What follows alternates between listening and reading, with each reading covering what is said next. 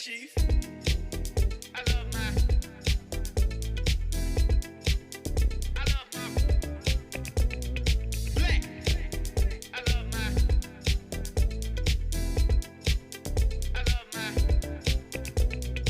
black. Guess who black? Guess who black?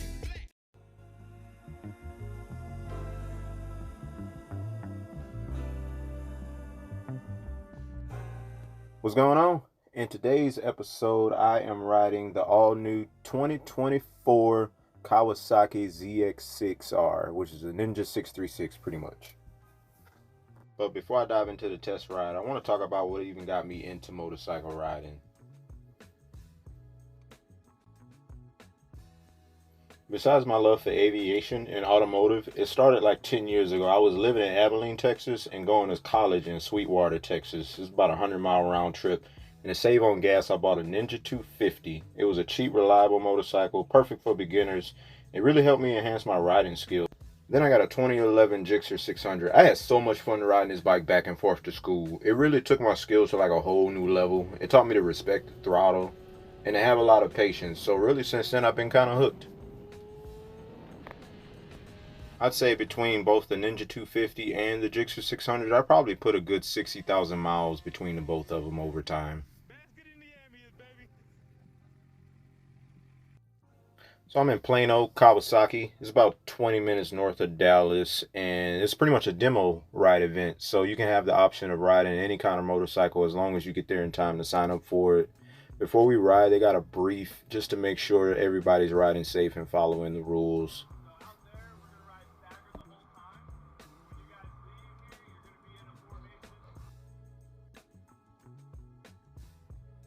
And just a heads up, this isn't a full motorcycle review. I might do some more in the future, but I'm not going into every detail about this motorcycle.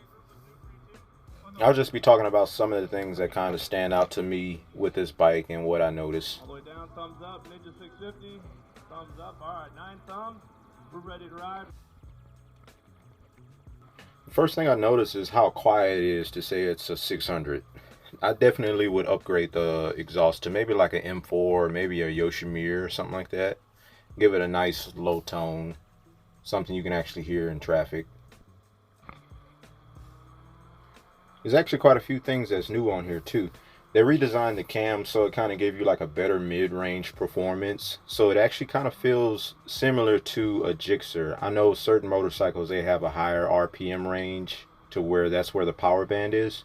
This one definitely feels like more mid-range, lower mid-range. The 2024 model actually has less horsepower than the previous generation. So from 2013 to 2022, those models are a little bit faster. And this one's because they had to meet certain emissions. It still had a really good amount of power though. It's all you need for the street, to be honest. The new models come standard with a redesigned slipper clutch and a quick shifter. So a slipper clutch is pretty much what keeps your tire from locking up when you are at higher RPMs and you're downshifting. So that'll keep you from losing traction possibly. It's got a 6-speed transmission that's pretty smooth. It's pretty comfortable also to say it's kind of an aggressive riding position. I don't feel too much weight on my wrists or my back. I still think the Gixxer 600 is a little bit more comfortable, to be honest, but this one is like right behind it in comfort. And this LED screen actually connects to your phone. You can change the modes from rain, eco to rider friendly. It's actually pretty cool, a lot of technology. I'd probably give it like an 8 or maybe a 9 out of 10. Oh, that was your silver bike up front? No, mine's not here. Oh, okay. I didn't ride it today. I got the Bumblebee, the black and yellow. Okay. I used to have a Ninja 250, and then I had a Gixxer 600. One had to get sold, and the other one got stolen. Alright, next bike is the KLR650. I've always been an adventurous spirit, and the option to ride on or off-road just seemed kind of cool. They've been making these bikes really since like the 80s. Not much has changed.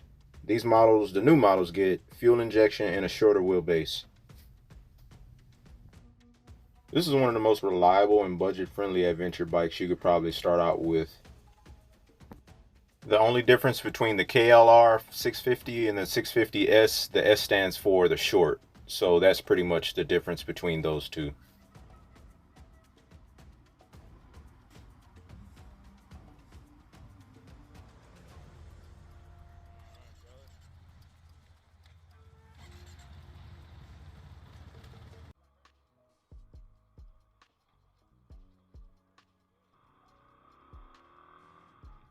This is actually my first time riding one of these bikes, and the first impression, it really just seemed like it's a larger 250.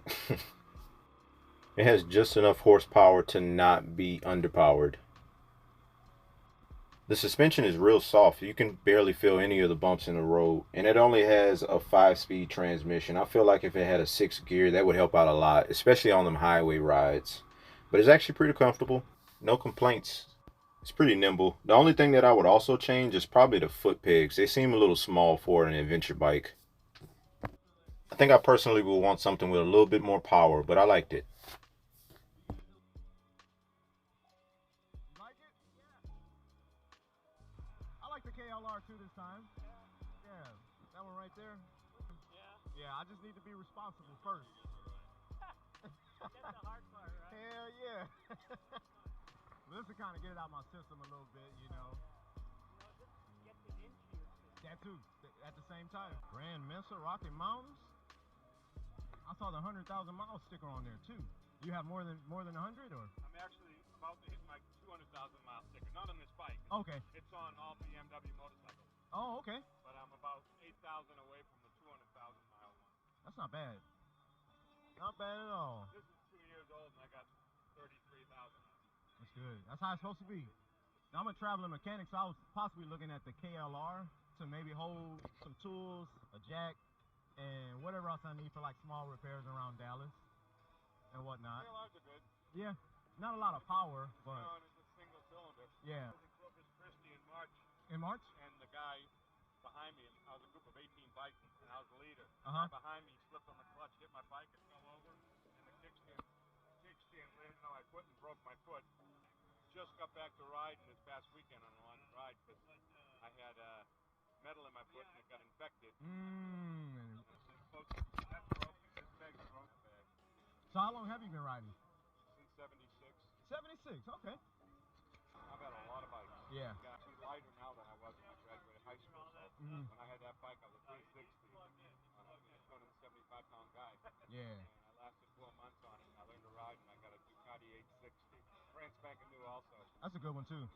I started thinking back. I was making $2.65 an hour. And I'm buying a brand new Honda 360, and I traded that in about a brand new 860. Yeah. That's crazy. I probably say I've been riding since maybe 2013. Like, yeah. 10 years under your belt. That's a good time. Yeah. I lived in West Texas, and my school was 40 miles from there, so I bought a bike to save gas. And We're in West Texas. Abilene, and then I went to school in Sweetwater. So I was doing that every day for like 2 years. And I got a bike to save gas, but I actually like riding too. So been riding ever since. That bike's so damn big, it's got its own zip code. 7.9-gallon tank. That's a crazy range. As soon as I finish this, I'm about to roll out. I gotta go to work. About being retired. Yeah. Now I'm going to go and work out. Yeah. Well, I got my own business, so I make my own schedule. That works good too. I work on cars all over Dallas. Really? Yeah, so I have a repair in McKinney, one in Plano, and then one in Frisco for 2-car repairs also. What do you do? Mobile mechanic. Really? HerbzAutoCare. I go all the way to Cali, St. Louis, Chicago, New Orleans. And that is pretty much it for this episode. Overall, it was a really good experience. I met some pretty cool people and would definitely do it again. Be sure to like and subscribe. Thanks for watching, and until next time.